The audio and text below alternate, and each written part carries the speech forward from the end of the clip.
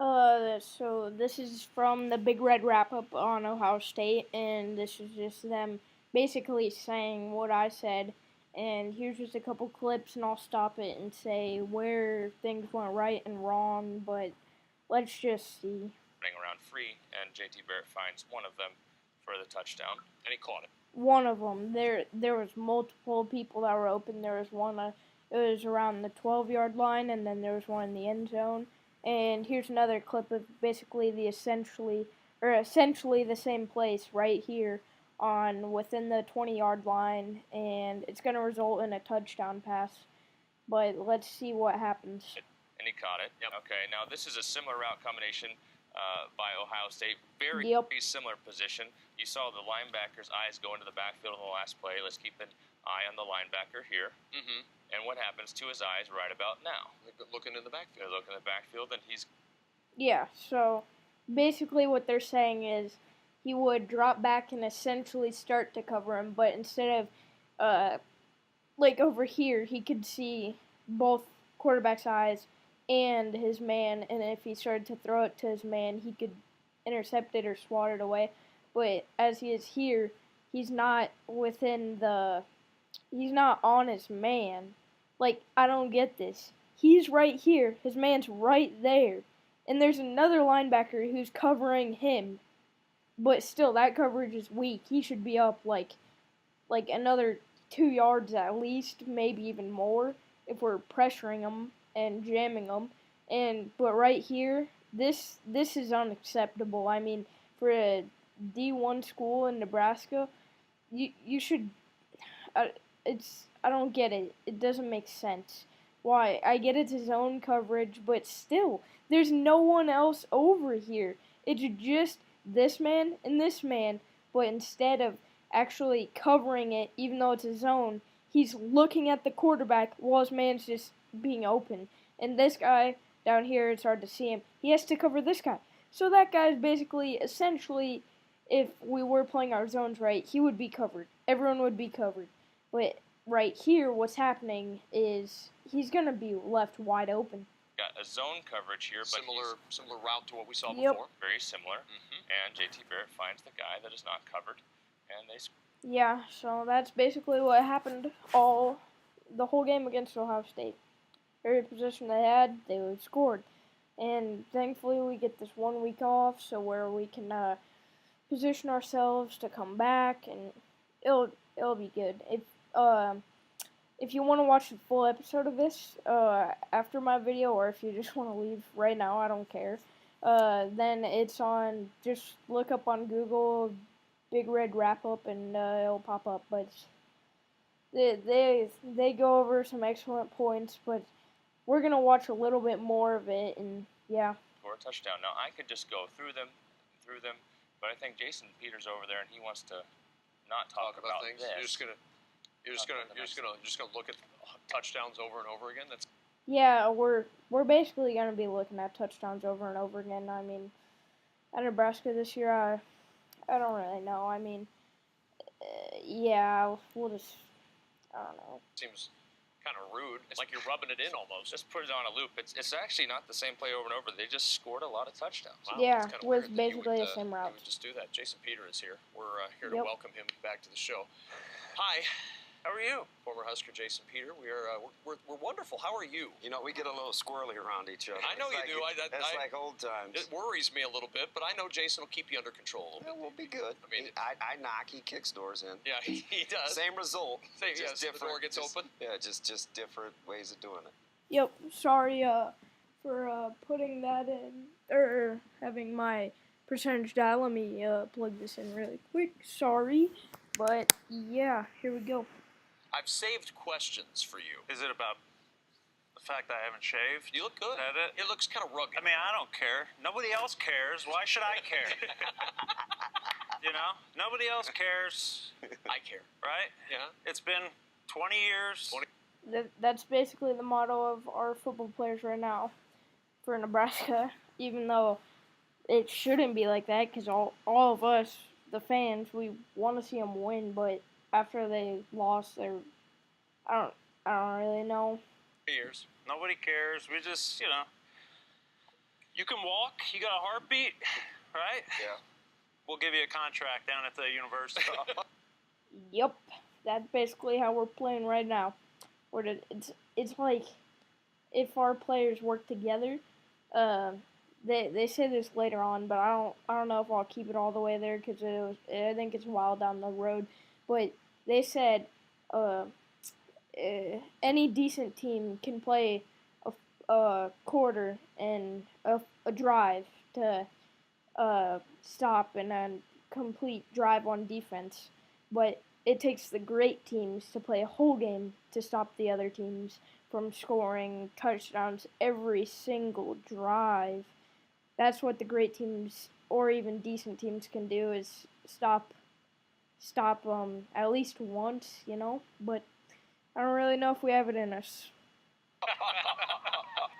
Lincoln, right, is becoming the Pac-12 retirement community. Oh. That's probably one of the funniest things I've ever heard. Pac-12 retirement community. That's funny. I mean, yeah. Hey, what took you so long? I mean, seriously, I don't get it. I mean, and look, he's our guy. And I'm going to support him 100%.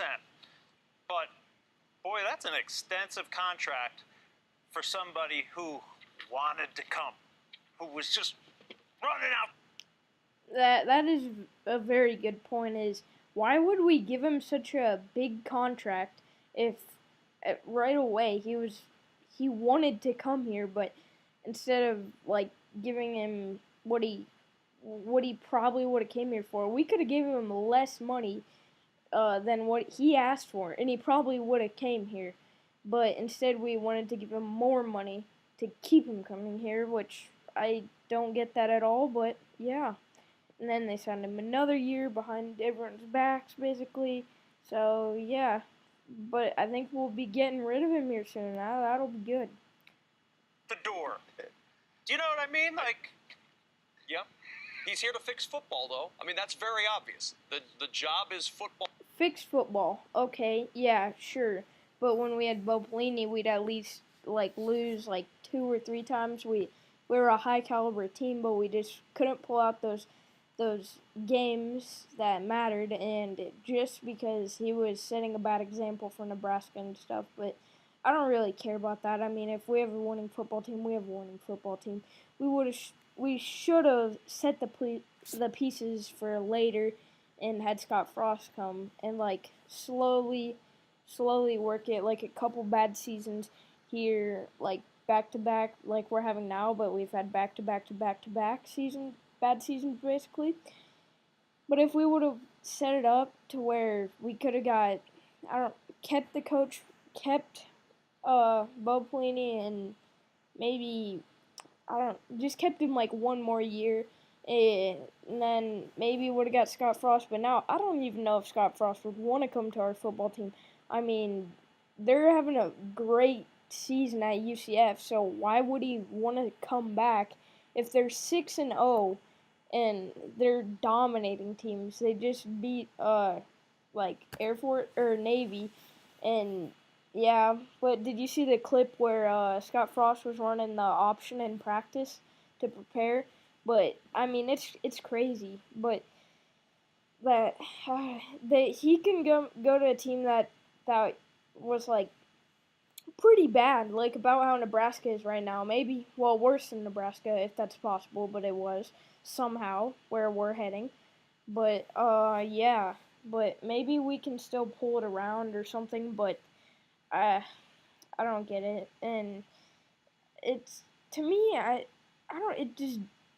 it doesn't click. I mean, I don't get it how we can go from being pretty good and losing 2 games a season or whatever to now we're losing 60 or 75% of our games. I mean, it's incredibly ridiculous. I mean, once we get Tanner Lee out and maybe move some pieces around and get the quarterback or whatever out of California, and maybe he'll do good.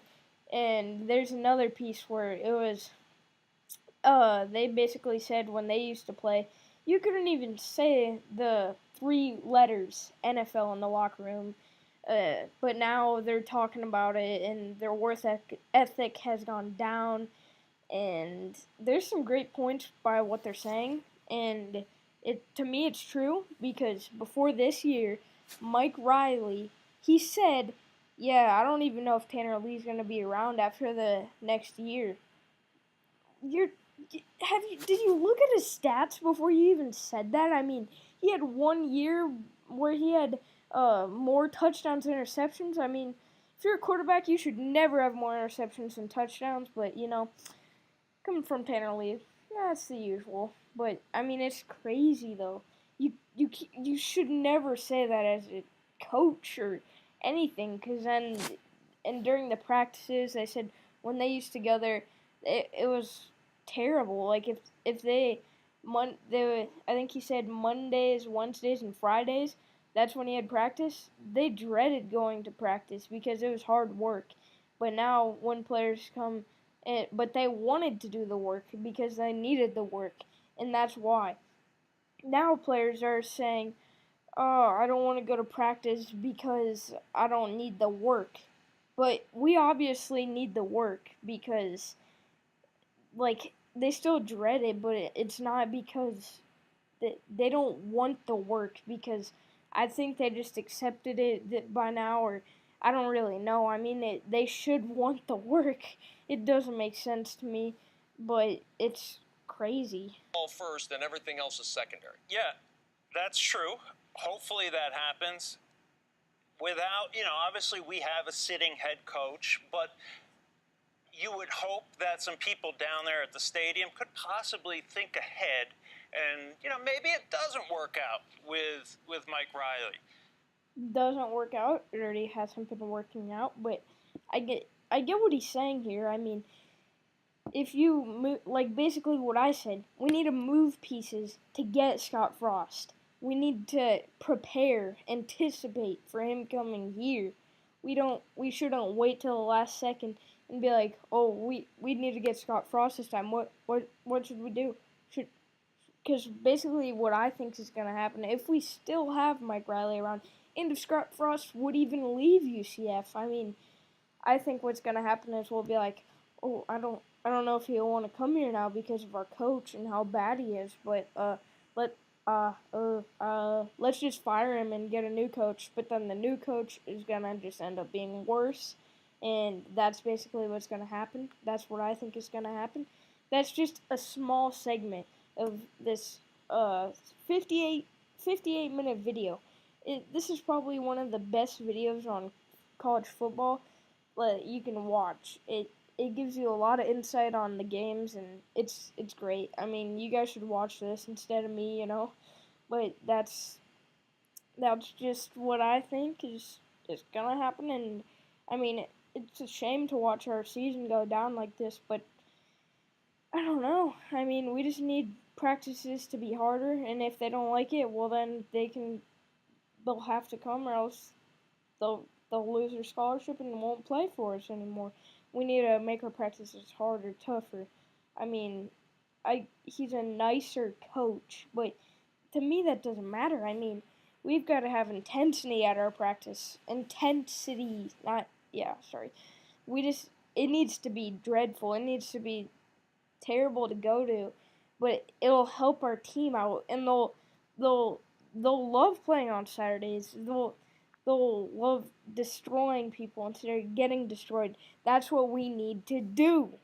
And that's just what I'm going to say. Thanks for watching my video, and enjoy, like, and subscribe. Go watch Big Red Wrap Up on Google, and bye.